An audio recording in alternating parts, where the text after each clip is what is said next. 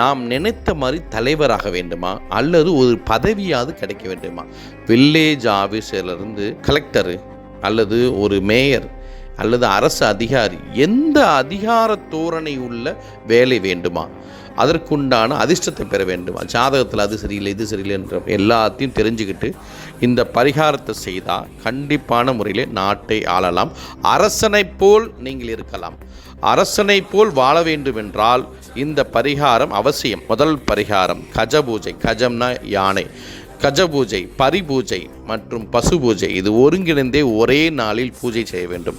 அதன் பிறகு திருக்கல்யாணம், ஒரு தெய்வத்துக்கு திருக்கல்யாணம் செய்ய வேண்டும். இதை செய்து அன்னதானம் போட வேண்டும். கஜபூஜை, பரிபூஜை, பசு பூஜை செய்து அன்னதானம் செய்து திருக்கல்யாணம் செய்து அனைத்தையும் செய்யும் பொழுது நீ நாட்டை ஆளக்கூடிய தகுதியான ஆளாக மாறிவிடுகிறீர்கள்.